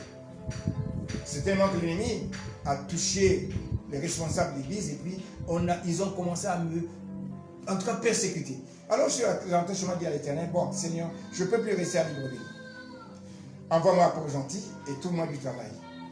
Ça, c'est ce que vous-même, vous avez dit à l'Éternel que envoyez-moi dans telle ville. C'est moi-même qui dis à l'Éternel. Mais vous savez, bon, chacun de nous a eu certainement une manière de se connecter à l'Éternel. Moi, dans ma façon, ce qu'il m'a enseigné, c'est que je suis direct avec mon Dieu. Je lui ai dit, Seigneur, puisque j'avais déjà perdu le travail, j'ai fait, je crois, 2 ou 3 mois. Mais comme j'aimais trop servir l'Éternel dans sa maison, donc je me disais, je devais d'abord rester là. Le travail viendra après. Et quand je suis parti, on m'a payé des droits, j'ai eu assez d'argent. Donc je pouvais rester à la maison et l'argent que j'avais pour me nourrir. Parce que quand je reçois mon argent, l'Éternel m'a montré un créneau dans lequel je devais investir mon argent. Malheureusement, le diable est passé par là pour tout détruire. Mais Dieu me redonnera ce qu'il a encore pour moi. Alors, Je suis resté là et j'ai dit à l'Éternel, envoie-moi à Port-Gentil, je change de vie, je ne peux plus rester ici. Parce que ici, à l'église, on me persécute. Je ne me sens pas à l'aise. Je ne peux plus te servir. Alors, envoie-moi à Port-Gentil. Je suis resté là, je crois une semaine après. Il est 23h, si je ne m'abuse. Le téléphone sonne. On m'appelle. Léa, est-ce que tu as des parents à Port-Gentil? J'ai mon petit frère à Port-Gentil, je peux aller là-bas. Il dit, ok, bon, tu attends un peu. Je vais voir d'ici là, je vais te rappeler. Il dit, ok. Est-ce que tu peux aller travailler pour lui? Je veux aller travailler pour Port-Gentil, mais je sais qu'avec mon Dieu, j'avais déjà traité de cela. J'ai dit à Dieu, je vais aller travailler à Port-Gentil. Quand est-ce que tu peux aller travailler à Port-Gentil? Non, mais je suis disposé à aller travailler à Port-Gentil. C'est comme ça qu'on est resté 3 jours après, il m'appelle. Ben, tu vas à Port-Gentil, parce qu'il y a une entreprise qui a ouvert là-bas, et tu vas aller gérer cette entreprise. Je dis, gloire à l'Éternel. Je dis à ma femme, tu vois comment l'Éternel agit? J'ai parlé avec lui, je lui ai demandé, effectivement, il m'envoie à Port-Gentil. On a glorifié Dieu. Le lendemain matin, j'ai pris l'avion pour Port-Gentil. J'arrive, je suis directeur d'une prestation et qui travaille dans le domaine du pétrole et je suis allé là-bas en 2014 et j'ai commencé à travailler jusqu'à aujourd'hui. Mais les gens se disaient, mais comment il fait? Moi, je ne connais pas faire de longues prières. Non. Quand je suis dans des dispositions normales de sainteté, de sanctification, je n'ai pas une longue prière à dire à l'Éternel. Je lui dis, Seigneur, j'ai besoin de ci, j'ai besoin de ça, au nom de Jésus-Christ. Amen. J'ai seulement dit éternel, en raison de ce qui se passe dans l'église maintenant, je ne le supporte plus. Envoie-moi à Port-Gentil. Et tout le monde du travail à Port-Gentil. Je vais aller travailler là-bas. Au nom de Jésus-Christ. Amen. Ça s'est réalisé comme je l'ai demandé. Comme je l'ai demandé. Et je suis allé à Port-Gentil. Mais la persécution qui m'a été faite à l'église, en fait, on m'a sali. J'étais devenu un sorcier, j'étais devenu un mauvais, un homme méchant, je persécute l'église, je détruis l'église. On m'a accusé de tout et de rien. Mais j'ai dit à mon Seigneur, j'ai dit, si je me reconnais, punis-moi, Seigneur. Mais si je ne me reconnais pas, je garde la sérénité. Et je suis resté là. Il y avait un problème qui se passait. J'ai demandé, montre-moi ce qui se passe réellement. Parce qu'on me dit qu'il y a telle chose que je fais. Montre-moi ça. Et quand l'Éternel m'a donné la vision, il me dit, c'est pas toi, voilà celui qui fait ça, voilà celui qui fait ça. Je dis, gloire à Dieu. Mais je suis resté là. J'ai dit à l'Éternel, c'est le leader de l'église qui me persécute. Et c'est lui qui m'a enseigné ta parole. Je ne peux pas être entre lui. Non, je ne peux pas. Je dois avoir des bonnes relations avec lui. Je suis venu le voir.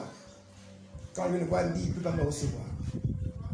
J'ai eu un enfant qui venait de naître, et je l'ai amené à l'église pour le présenter au Seigneur. Il a refusé de consacrer cet enfant. Et il s'est fâché. Les serviteurs qui étaient là étaient même sanctionnés. Je suis reparti à Port-Gentil. J'ai dit à mon Seigneur et mon Dieu, je dis, je ne sortirai pas de la vie de cet homme tant qu'il ne m'aura pas lavé de tout ce qu'il a proclamé contre moi. Je repartirai, je le reverrai et il doit me laver de la suite qu'il m'a mis.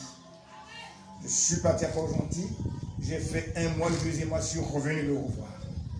J'ai dit, je n'ai pas besoin de revenir dans ton église. Je ne veux pas aussi être un collaborateur dans ton église. Je fais mon chemin parce que l'Éternel m'avait déjà montré mon chemin. Il a dit, il faut te séparer d'eux. Tu as une église à Port-Gentil, c'est là-bas où je t'envoie. Dans une vision, il m'a montré ça. Donc quand je lui dis non, si c'est parce que tu vois que je vais revenir dans ton église, non, efface ça. Moi, je veux seulement qu'on soit en paix, toi et moi.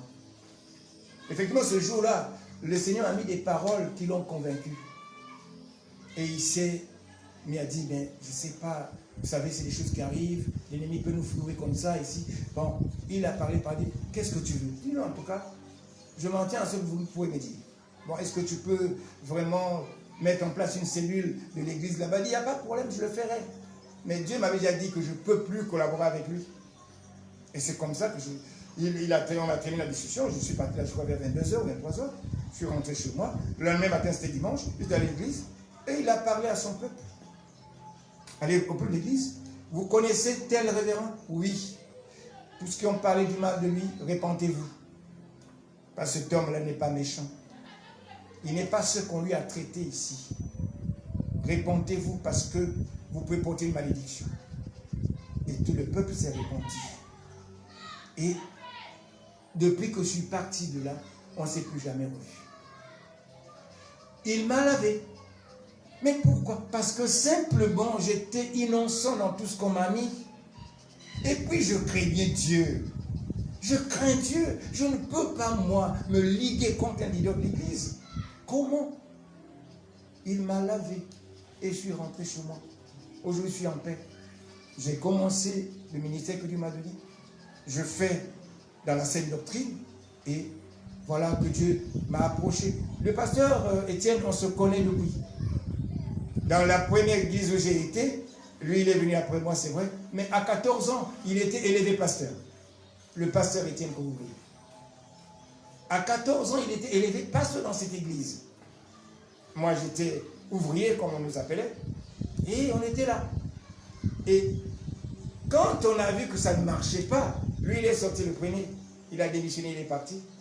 Moi, je suis resté là. Mais moi, j'avais une fonction. Il fallait qu'eux-mêmes prennent la décision de me faire partie. Et quand ils ont pris la décision de me faire partie, et moi, je suis parti. Mais je n'ai pas... Je ne me suis pas éloigné parce que Étienne, hein, on est restés ensemble. De temps en temps, on se voyait, on s'appelait. Et on se visitait même. Et juste à ce qu'on est restés ensemble jusqu'aujourd'hui. Et Dieu nous a unis dans sa parole. Et nous sommes là ensemble. Je bénis l'Éternel parce que j'ai la bonne compagnie. Amen. Ok, homme de Dieu, maintenant, parce qu'il y a certains enseignements sur le sabbat, votre témoignage sur le sabbat et sur des gens qui n'ont pas encore compris en fait. Je parle de nos frères qui continuent à aller en priant le dimanche, soi-disant que le dimanche est le jour du Seigneur. Qu'est-ce que le Seigneur vous a révélé par rapport à, je veux dire, à ce sujet-là en fait? Gloire soit au nom de l'Éternel. J'étais dans la dispensation du dimanche comme 7e jour. Et je suis resté longtemps dedans. Mais il est arrivé un jour, c'était en 2019, en 2018, je crois. Je me préparais à aller au culte du dimanche le lendemain. Et j'ai vu appeler le 3h du matin. Et là, il y a une parole qui vient dans ma tête et qui me dit: souviens-toi de sanctifier le jour du repos de ton Dieu. Et il me donne le livre et le chapitre et le verset biblique que je devais lire. Exode chapitre 20, verset 8. Quand je lis, et effectivement, l'Éternel me dit que je dois me souvenir du jour du repos, de son repos, du 7e jour, le sabbat, et que ce jour-là était un jour béni, c'était un jour sanctifié, et que tout chrétien devait observer. C'est une loi de péché qu'il nous a donnée pour nous descendants. Je dis, ah, mais moi je fais la prière le dimanche. Mais si le Seigneur m'interpelle pour le sabbat, ce qu'il veut que je revienne à la parole de Dieu. Le dimanche, je suis allé à l'église. J'ai 2 anciens qui sont avec moi. Un couple. Ce couple-là a reçu le même message que moi. Et quand je dis à la fin du culte, je dis, bah, vous savez, on va certainement changer le jour de culte d'action de grâce. Ce ne serait plus dimanche, ce serait samedi parce que le Seigneur m'a révélé ça cette nuit.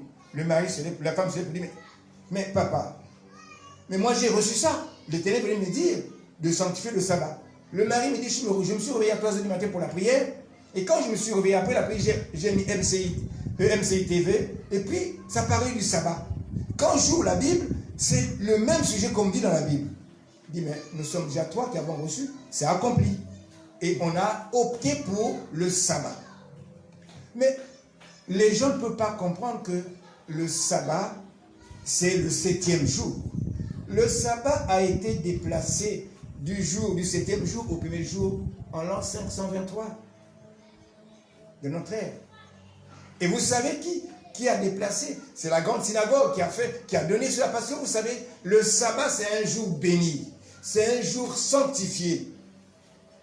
Et donc la bénédiction qui est prévue pour les enfants de Dieu, le sabbat, on l'a déplacée pour aller adorer l'image de la bête. Je suis désolé de vous le dire. Le culte du dimanche, c'est l'adoration à l'image de la bête. C'est le premier jour de la semaine. J'ai un enseignement sur le sabbat. C'était parce qu'on n'a pas du temps. Sinon, que je vais vous le présenter. Si on avait la possibilité de le présenter, on devait le faire. J'ai un enseignement complet sur le sabbat, avec les jours en hébreu. Et les gens ne peuvent pas comprendre parce que vous savez, le monde entier est sous la domination du malin. Le malin est entré par là pour empêcher les enfants de Dieu de bénéficier des bénédictions que Dieu a prévues pour la célébration du jour du sabbat. Le sabbat est un grand jour. C'est le 7e jour. C'est le jour du repos de notre Dieu. Pendant 6 jours, Dieu a fait toute son œuvre. Et le 7e, il s'est reposé. Et il a donné ce jour-là comme la dîme du temps pour ceux qui l'adorent en esprit en vérité. Et c'est ce que nous faisons. Le sabbat, c'est le jour du Seigneur. C'est le jour du repos de notre Dieu. C'est vrai que les gens vont toujours s'identifier à ce que le monde nous dit. Quand le monde a décidé, le monde a donné une loi, eh bien on suit la loi. C'est malheureux.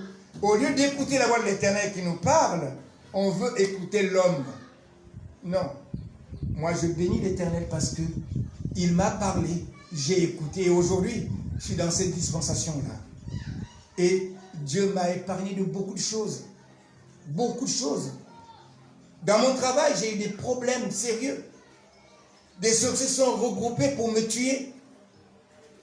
Ils m'ont mis des flèches au cœur pour que je meure. Je rentre à la maison, je suis malade, on sortit du tribunal. Je rentre à la maison, je suis malade. Je ne comprenais pas.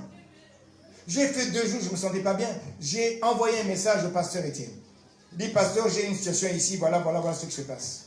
Il dit, ok, on va intercéder tout de suite. Ils ont intercédé. En moins de 40 minutes, ils m'ont envoyé la réponse. Ils m'ont décrit ce qui s'était passé. Effectivement, ce qu'ils m'ont dit, c'était ça. J'ai eu une discussion avec un des travailleurs. Et c'est lui qui a réuni les sorciers pour me tuer. Au tribunal, on s'est retrouvés. Il est venu avec son ganga, son féticheur. Oh. Oui, il est venu avec son féticheur, il me l'a présenté. Et j'ai salué ce monsieur. Mais puisque le corona était arrivé et que les églises étaient fermées, j'avais aussi fermé mon église. Et donc, le Seigneur n'était pas d'accord. Et quand ce type m'a attaqué, eh bien, effectivement, j'ai eu la flèche sur la maison. Et quand j'ai appelé le pasteur, Étienne, quand ils ont intercédé que Dieu a montré ce qui s'est passé, Dieu a seulement donné un conseil. Tu as fermé l'église, je ne suis pas d'accord avec toi. Tu devrais continuer l'œuvre. Ce qui se passe, ce n'est pas pour toi, c'est pour le monde. Alors c'est pour cette raison que j'ai laissé l'ennemi t'attaquer. Mais répands-toi et reprends l'œuvre. Je me suis repenti, j'ai repris l'œuvre. Je suis en bonne santé. Aujourd'hui, le sorcier, quand il me voit, il a même honte de me regarder. Parce qu'il a vécu sa plus grosse défaite. Amen. Amen. Vous comprenez que quand on a une alliance avec Dieu, quand on est dans une alliance avec l'Éternel, il ne vous abandonne pas. Je vous assure. Voyez un peu, c'est juste une petite erreur que j'avais commise. Parce qu'il y avait le coronavirus et on a dit, fermez toutes les églises. D'abord, si j'ai fermé mon église. Je n'ai pas une grande église, non. J'ai une église de maison. Je pouvais continuer. Mais je me suis aussi mis dans le moule du monde et puis voilà. J'ai reçu une flèche. Mais quand je me suis remis dans la dispensation du Seigneur, il m'a guéri, il m'a rétabli et je suis là. C'est la confiance qu'on a en l'Éternel notre Dieu. Vous voyez, il a payé un grand prix. Il a versé son sang à la croix du Golgotha pour toi et moi, mon frère. Comment veux-tu qu'il t'abandonne aujourd'hui si seulement toi tu as une alliance avec lui? Non, c'est impossible. Il ne peut pas nous abandonner.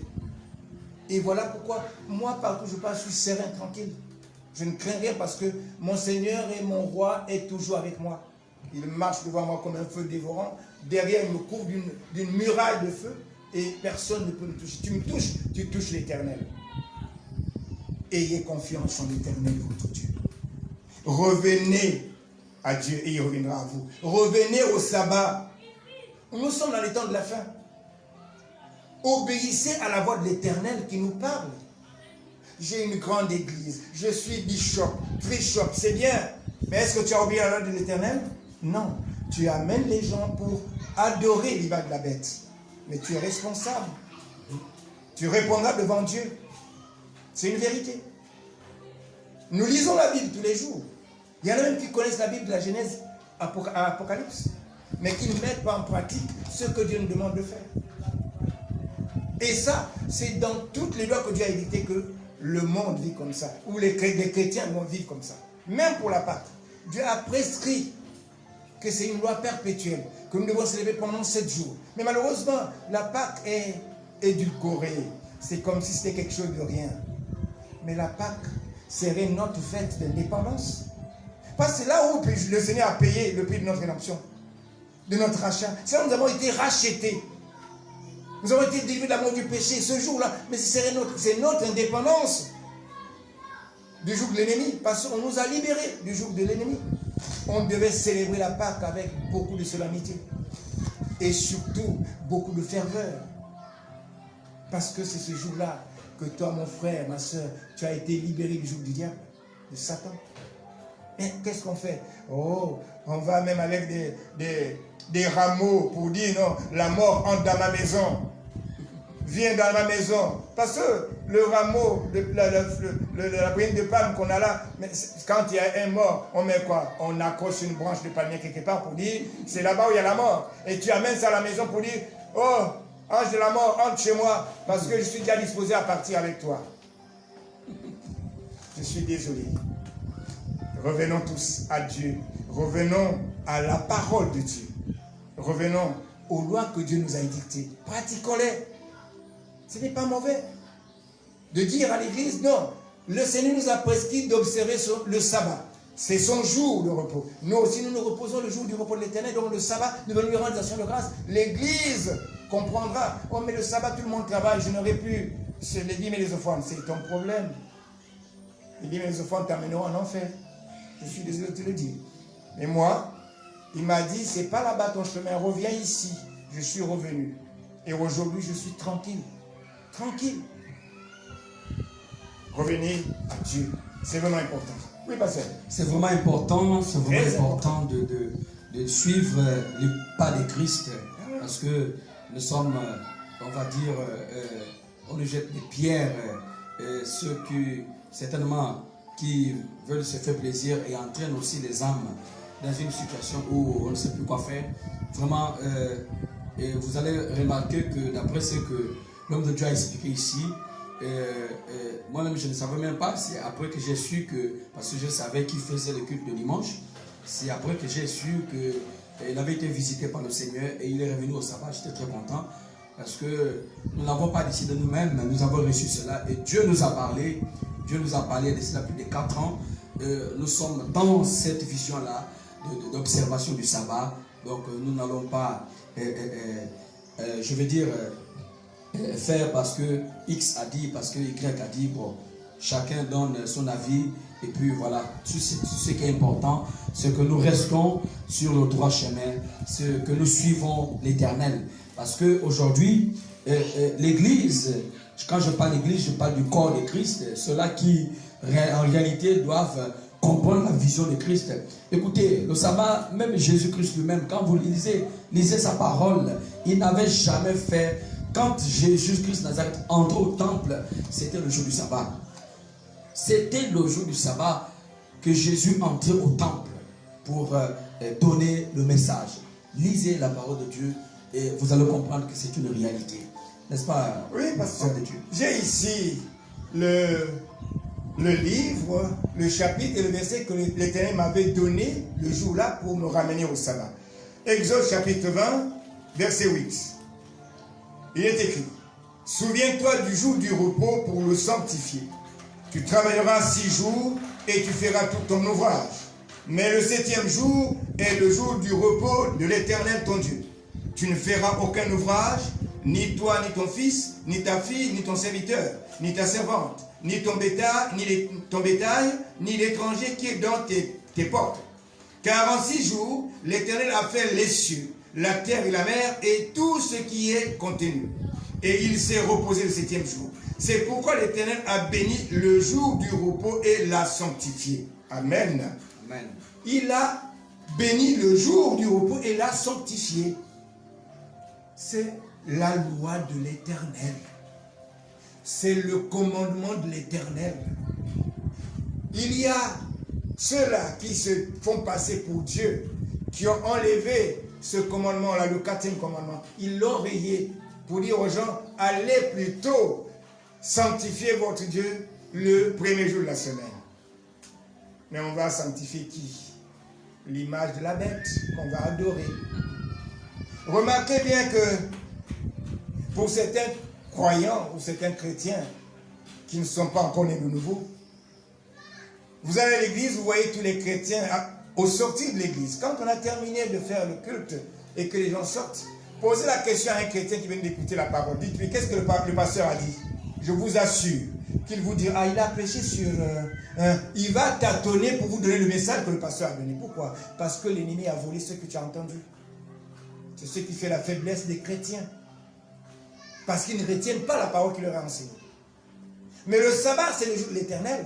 Quand tu as écouté la parole du sabbat, l'ennemi ne peut pas te la voler. Je vous assure. Et on est attentif ce jour-là. Le dimanche, c'est une expérience que j'ai faite personnellement. Quand j'étais dans la dispensation du dimanche, après le culte, quand je sors, j'ai du mal à expliquer à quelqu'un ce qu'on a dit à l'église. Parce que l'ennemi venait, il arrachait tout ce qu'on a dit. Quand on sortait de l'église, on laissait tout sous la chaise sur laquelle on était assis. Et puis c'est fini. Et on était là dans un éternel recommencement. On recommençait à zéro. On ne progressait pas. Et c'est la situation aujourd'hui de plusieurs chrétiens. Ils sont restés au même point. Ils n'ont pas avancé. Le sabbat, mon frère et ma soeur, c'est un jour béni. C'est un jour sanctifié. C'est un jour que Dieu a prescrit à tous ceux qui l'aiment, à tous ceux qui lui appartiennent, d'observer. Et ce jour-là, on ne fait pas de travaux pénibles. À ça, tous qui sont avec moi, le sabbat, on prépare à manger, on mange, c'est tout. On a balayé la maison, on n'a pas de travaux pénibles à faire là-bas, non. C'est le jour du repos. Et j'obéis à cette loi, je me mets dans cette disposition-là et l'Éternel me bénit. Mon frère, ma soeur, écoute la voix de l'Éternel. Obéis au commandement de l'Éternel.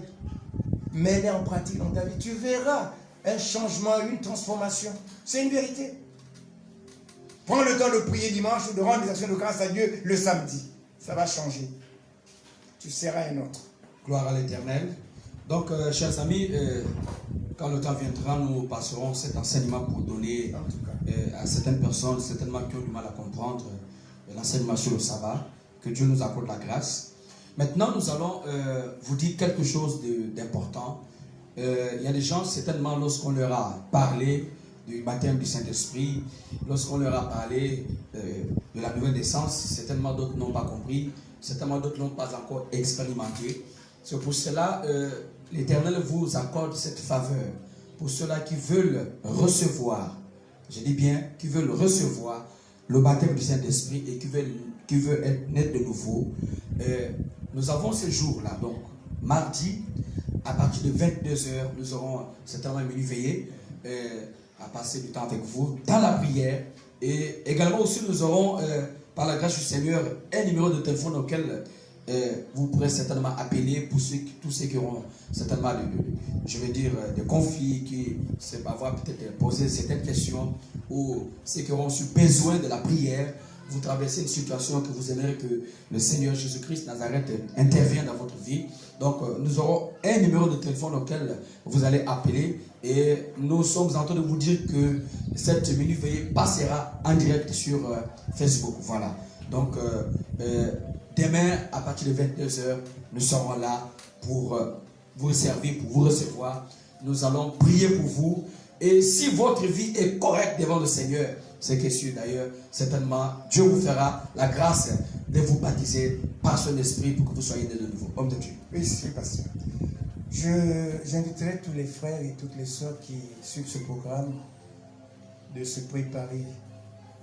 À la rigueur même, veillez à ce que vous soyez dans des dispositions normales.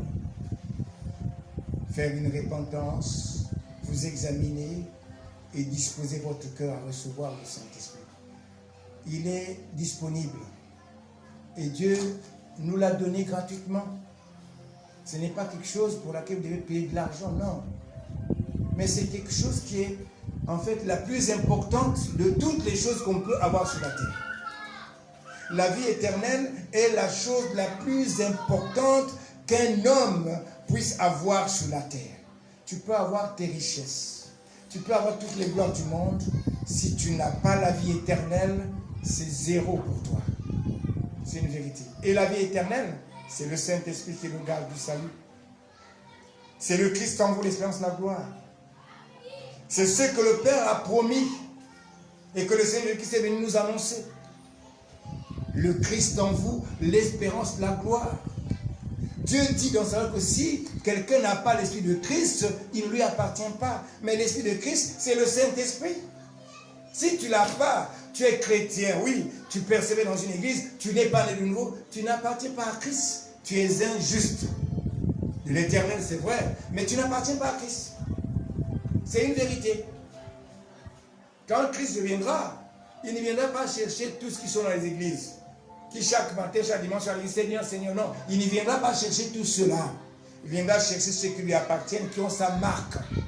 La marque de Christ, c'est le Saint-Esprit qui est obtenu à travers le baptême de la régénération et du renouvellement du Saint-Esprit. C'est un baptême. Il se fait. Hier, je vous parlais d'Acte 19 pour baptiser les Éphésiens. Pierre a baptisé Corneille et toute sa famille, tous ses amis. Même le magicien Simon a été baptisé dans Acte 8. Vous comprenez que c'est important, très important. Nous allons vers la fin du temps. La fin des temps, nous sommes déjà à la fin du monde. Ne vous leurrez pas à croire que non, ce qui se passe là, c'est seulement des jeux. Non, ce n'est pas le jeu.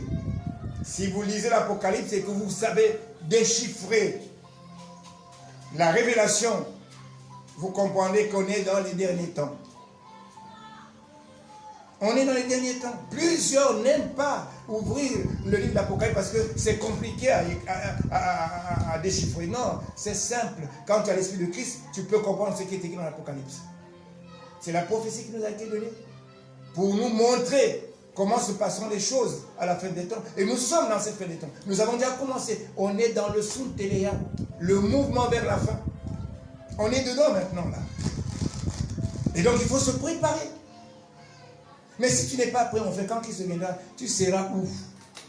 Si tu n'as pas l'esprit de Christ, comment seras-tu enlevé? Tu m'en voudras peut-être parce que tu me dis, mais non, moi je prie depuis des années, je suis né de nouveau. Qu'est-ce qui prouve que tu es né de nouveau? Jésus-Christ a dit à ses disciples, ne quittez pas Jérusalem, restez à Jérusalem. Je vous enverrai le consolateur, le Saint-Esprit qui surviendra sur vous, et vous serez mes témoins à Jérusalem, dans la Judée, la Samarie, et jusqu'aux extrémités de la terre. Les extrémités de la terre, c'est chez nous ici. Nous avons aussi reçu le Saint-Esprit. Et quand ils l'ont reçu, il s'est passé des choses. C'est ce qui leur a donné la force de lutter, de marcher avec Christ et de vaincre l'ennemi. C'est ce qui leur a donné la force de proclamer cette parole de la sainte doctrine pour le salut de la multitude qui a accepté de suivre Christ. C'est ce qui leur a donné la puissance nécessaire pour combattre le bon combat de la foi. Vous comprenez que le Saint-Esprit est tout. Tout pour celui qui est en Christ. C'est quelque chose qu'il faut chercher ardemment. Moi, je l'ai cherché ardemment. Quand je suis allé voir mon frère-là qui baptise du Saint-Esprit, je l'ai supplié pour dire, fais-moi passer le baptême du Saint-Esprit. Parce que je ne supportais plus rester comme ça. Et quand il me l'a donné, j'étais l'homme le plus heureux. Le 8 février 2008, j'ai reçu à 18h45 le sceau de Christ dans ma vie. Le Saint-Esprit est descendu dans ma vie. Et j'étais devenu une nouvelle personne. Je vous assure, la puissance de Dieu quand elle habite en vous, vous êtes une autre personne. C'est une vérité. Les gens pourront se moquer, hein, ce n'est pas un problème. Mais nous verrons qui est qui ce jour-là, quand il reviendra. On se moque de nous. Et surtout nous qui sommes là, qui n'avons pas des grandes églises. Nous qui ne sommes pas assermentés, parce qu'on n'est pas passé par la théologie, les écoles de théologie. Mais je ris, parce que la théologie ne peut pas enseigner Dieu. Dieu ne s'enseigne pas. Dieu se révèle. Et oui, Dieu se révèle. Ce n'est pas à l'école de théologie qu'on peut me révéler Dieu. Je suis désolé. C'est vrai qu'on nous dit, ah mais oh, c'est des abrutis. Mais les Galiléens qui étaient avec Jésus-Christ, ils étaient instruits où? Dans quelle école de théologie? On les appelait les hommes du bas peuple. Ils étaient tous des pécheurs. Mais voyez avec quelle puissance ils ont marché sur la terre. Voyez comment ils ont fait pour que cette parole quitte Jérusalem pour atteindre les extrémités de la terre. C'est à travers le Saint-Esprit. Eh oui, c'est à travers le Saint-Esprit. Voilà pourquoi il faut le chercher ardemment, de tout ton cœur, de toute ta foi, toute ton âme. Cherche la nouvelle naissance. Nicodème était un pharisien de haut rang. Il était docteur de la loi. Mais quand il vient voir le Seigneur, il dit, non Seigneur, Rabbi, quand je vois ce que tu fais là, non. Si tu n'as pas Dieu, tu peux faire ça. Comment tu fais? Comment tu arrives à faire ça? Et le Seigneur lui a dit quoi? Il faut naître d'eau et d'esprit. Mais tu es déjà né d'eau, mais il faut maintenant naître d'esprit. L'esprit, c'est la nouvelle naissance parce que tu as eu d'abord la naissance physique. Quand l'enfant vient, c'est la pose des os qui se rompt et l'enfant sort du ventre de sa mère. Tu as eu la naissance d'eau. Mais prends maintenant la naissance spirituelle, la naissance d'esprit. Le Saint-Esprit doit habiter en toi pour que tu deviennes une nouvelle créature. Parce que quand tu es né d'eau, tu es resté un païen et sous le joug de l'ennemi. Parce que tu es né dans le monde où il domine. Et donc il faut chercher à avoir la marque de Christ pour être un citoyen céleste. Né d'esprit. Quand tu seras né d'esprit, tu peux te considérer maintenant enfant de Dieu, citoyen céleste. Parce qu'avec le Saint-Esprit, tu entreras dans la Nouvelle Jérusalem. Mais si tu restes comme ça, mon frère, ma soeur, non, j'ai mon église, ah, je me sens bien dans mon église, le pasteur prêche bien, c'est bien. Est-ce que le pasteur t'a prêché la nouvelle naissance avec le baptême du Saint-Esprit? Non. Il t'a dit que tu es plongé dans l'eau. Et maintenant, tu attends que Dieu vienne te baptiser du Saint-Esprit. Il t'a baptisé depuis que tu es là dans l'église? Non, parce que tu n'as pas un cœur disposé. Parce que tu n'es pas la dispensation qu'il veut que tu sois. Arrange ta vie. Et cherche le baptême du Saint-Esprit. Si tu n'as pas trouvé un lieu, viens. On va te faire un enseignement. Et puis on va te baptiser du Saint-Esprit. Pour que ton corps soit disposé et que tu sois appelé par Dieu pour recevoir. Tu recevras. C'est disponible pour tous. Donc mes frères et mes sœurs, ne négligez pas cette parole que nous vous donnons ce matin. Lève-toi, dis à ton pasteur, je veux être baptisé du Saint-Esprit. Et il va vous baptiser. J'ai un témoignage comme ça. J'ai rencontré une fille camerounaise. Elle venait d'arriver à Port-Gentil. Et quand je l'ai abordée, elle ne savait pas que j'étais un serviteur de Dieu. Et le jour où elle a connu que j'étais un serviteur de Dieu, elle s'est fâchée. Non, moi, toi, je n'ai pas approché les hommes de Dieu, vraiment. Je dis, maman, tu sais pourquoi je suis à côté de toi? C'est parce que Dieu a un message pour toi. Donc, laisse-moi te dire ce que le Seigneur veut te donner. Elle s'est mise là. Et elle m'a expliqué les problèmes qu'elle avait. J'ai commencé à lui faire la délivrance dans sa maison. Je vous assure. Quand je faisais passer ma main sur son ventre de cette façon-là, le sang qui sortait de son ventre était des caillots tranchés comme je le faisais. Elle était étonnée. Elle a dit, mais je ne comprends pas. De la manière que tu faisais passer ta main sur mon ventre, c'est de cette même manière que les boules de sang sortent. J'ai dit, oui, c'est la délivrance. Parce qu'elle avait des myomes, des kystes dans son ventre. Et je lui ai dit, non. Il faudrait que tu cherches à connaître Dieu et avoir une alliance avec lui. Commence avec lui enseigner, voilà ce que tu vas faire, voilà ce que tu vas faire. Elle l'a fait. Quand elle a reçu le Saint-Esprit, cette fille-là parlait dans une langue congolo-centrafricaine. Elle a cherché une église. Je dis non. Elle est allée dans une église que je ne peux pas citer. Je dis pas là-bas, sors. Elle est allée dans une autre. Je dis pas là-bas. Elle est allée dans la troisième, dit, c'est que l'église m'a expliqué, entre, reste là-bas. Elle est entrée là, et elle est persévérée jusqu'au jour dans cette église. Elle est née de nouveau.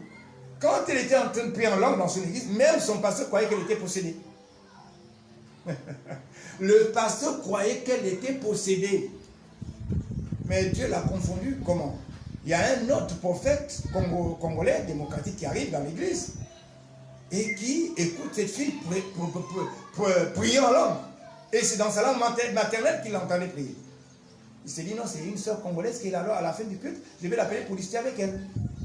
À la fin du culte, il appelle la fille. Bonjour mademoiselle, bonjour. Comment allez-vous? Non, je vais bien, pasteur. Ok. Mais elle lui dit bonjour en sa langue congolaise. La fille dit non, je ne comprends rien. Elle lui dit, il lui dit, mais tu es congolaise? Elle dit non, je suis camerounaise. Le prophète dit non, pasteur, tu m'as même dit que tu es congolaise, camerounaise.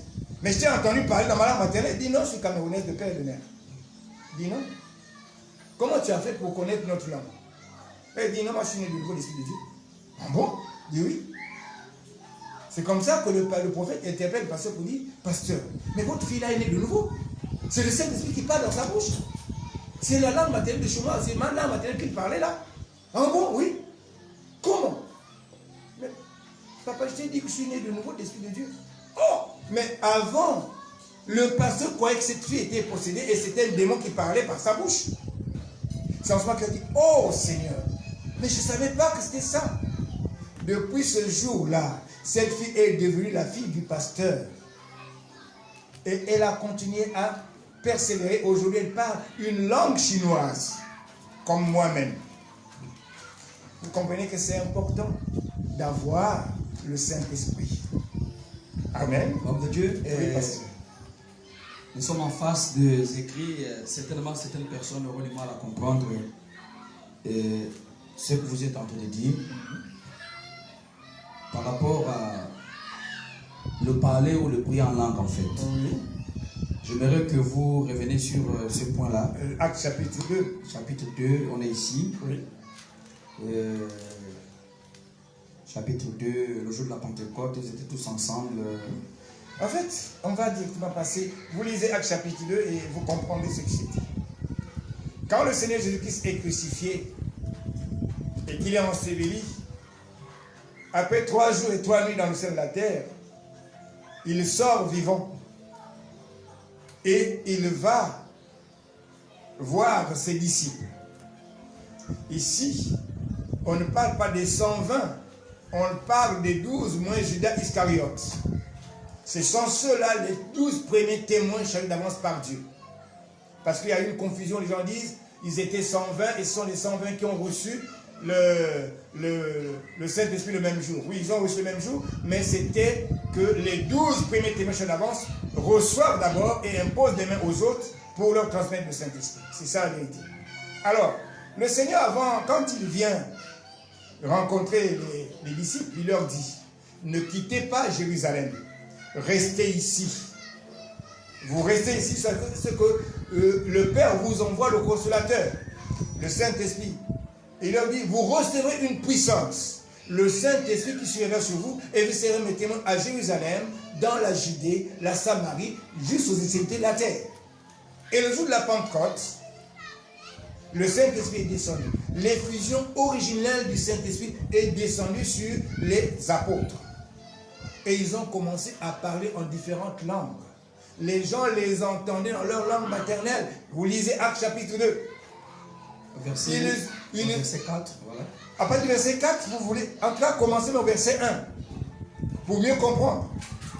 Ils parlaient dans différentes langues et les gens les entendaient. Mais aujourd'hui, dans les églises, on entend les gens qui vous dire Shababato, Toto, Shababato. Mais si les apôtres avaient parlé Shababato, Toto, est-ce que les gens-là devaient les entendre dans leur langue maternelle? Non. La langue doit être articulée, intelligible. Et quand vous parlez, vous sentez qu'il y a des mots qui sont articulés.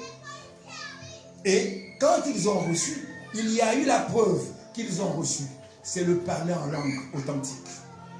L'effusion originelle du Saint-Esprit a été répandue sur les 12 et les 12 l'ont donné aux autres. Et quand ils sont sortis avec ce bruit qu'il y avait, plusieurs personnes ont accouru pour écouter, pour voir ce qui se passait et ils étaient confondus. Qu'est-ce qui se passe? C'est des Galiléens. Et puis il y a d'autres qui sont là. Mais qu'est-ce qui s'est passé? Mais oui, et Pierre s'est levé. Pierre qui avait peur, qui était cloîtré entre les 4 murs, qui craignait les Juifs parce qu'il se disait qu'il y aura des représailles. Comme le maître a été déjà crucifié, nous aussi on s'est crucifié. Il se cloîtrait dans les 4 murs pour ne pas que les Juifs les voient. Mais ce jour-là, Pierre s'est levé parce que le Saint-Esprit lui a donné le courage de parler directement aux Juifs. Que c'est vous, il les accuse maintenant. C'est vous qui avez tué Jésus. Et ce que vous voyez ici, c'est ce Jésus que vous avez tué qui a fait ce que vous voyez. Vous comprenez bien, quand tu as le Saint-Esprit, ta faiblesse là disparaît, tu deviens courageux. Et ils ont affronté les pires situations et ils sont sortis vainqueurs. À cause de l'Esprit de Christ qui a habité en eux. Et quand il habite en toi, mon frère, tu vas affronter les pires situations et tu sortiras vainqueur. C'est la vérité. Cherche le Saint-Esprit. Voilà, chers amis, donc nous allons revenir sur ces sujets demain à partir de 22h pour vous donner un peu plus d'explications. Certainement, si vous n'avez pas compris, au cours de cet enseignement, c'était juste une parenthèse. Et nous avons ouvert et puis nous la fermons. Et ensuite, nous serons là demain à partir de 22h pour continuer la suite de ce qui va être fait selon ce que le Seigneur a prévu. Homme de Dieu, nous allons terminer une prière avant que nous puissions nous séparer. Mais, mes frères, mes sœurs, nous allons bénir et rendre grâce à notre Dieu. Ce que vous venez d'écouter, ce n'est pas une parole d'homme. C'est l'inspiration que Dieu nous a donnée qui a fait en sorte que nous venons nous présenter devant vous et vous dire ce que le Seigneur a mis sur la table de notre cœur. La volonté pour Dieu et pour nous aussi, c'est de voir plusieurs de nos frères et de nos sœurs être sauvés. Recevoir l'Esprit de Christ et attendre son avènement pour être enlevé. Parce que ce qui arrive est grave, difficile, compliqué. Mais si on est scellé de l'Esprit de Christ, on a cette assurance qu'on ne va pas souffrir la tribulation qui arrive. Mon frère, ma soeur, si j'ai un conseil à te donner, c'est de te dire, cherche le baptême du Saint-Esprit. Il est important pour toi. Baptise-toi du Saint-Esprit et mets ta vie en conformité avec Christ.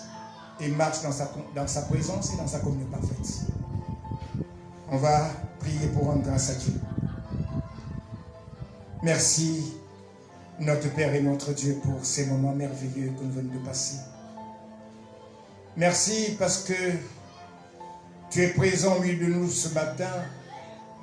Et merci pour ta gloire qui nous a couverts et qui nous a donné la force et le courage de proclamer en quelques mots ce que tu nous as mis, ce que tu as mis sur la table de notre cœur. C'est vrai, Seigneur, nous ne cesserons de le dire et de le proclamer très haut, que tout ce temps que nous sommes, si nous sommes pour Christ, nous devons le ressembler. Nous devons marcher sur ses pas. Nous devons faire sa volonté. Nous devons vivre une vie de sainteté, de sanctification, une vie d'honnêteté, de droiture, d'intégrité. Seigneur, voici tous mes frères, mes sœurs que je te présente maintenant. Ils sont tous connectés à cette chaîne. Ils sont en train de vivre cette émission ce matin. Seigneur, accorde-leur cette grâce. La grâce de naître de nouveau. Puisque tu l'as rendu disponible, Seigneur, que chacun dispose son cœur à recevoir le Christ en vous, l'espérance de la gloire. À recevoir cette puissance d'en haut. Ce que le Père a promis nous envoyer. Ce que le Seigneur Christ nous a annoncé. Le Saint-Esprit.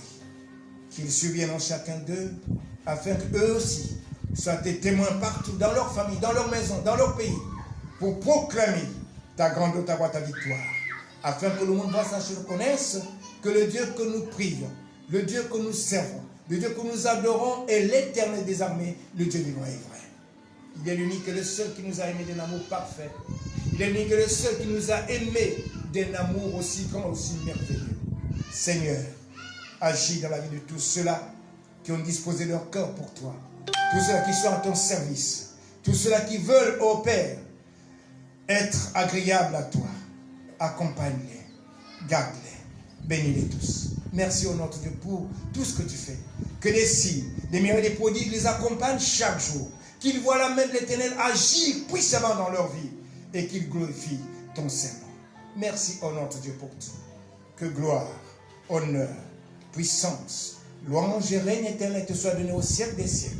Au nom puissant, glorieux, victorieux, suprême, ton Fils unique et saint serviteur, Jésus-Christ de Nazareth, notre Seigneur et notre Sauveur, nous avons prié. Et c'est laissé par eux convenable. Pourquoi nous disons tous Amen 3 fois. Amen, Amen, Amen. Gloire à l'Éternel. Donc, on se retrouve demain par la grâce de Dieu lorsqu'il sera 22h heure du Gabon. Et soyez nombreux, connectez-vous, partagez le lien et pour édifier le corps de Christ. Shalom, shalom, shalom à tous. Shalom.